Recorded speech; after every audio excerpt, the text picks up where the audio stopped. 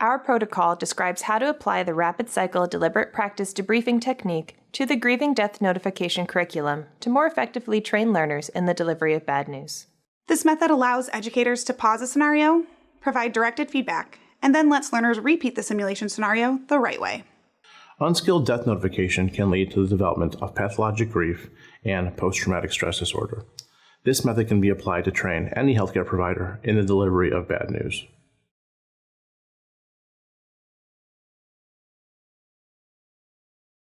One week prior to the scheduled simulation session, email the grieving pocket card to all faculty.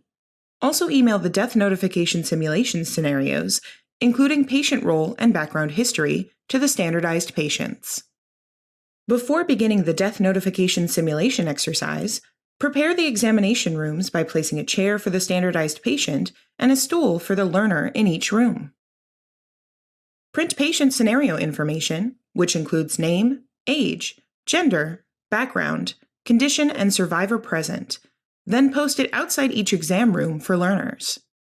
Have faculty read the death notification scenarios prior to the start of the session.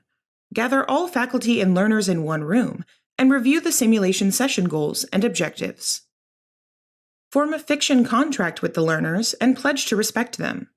Divide the learners into groups of no more than 4 to 5, and give each learner a grieving pocket card to reference during the simulation.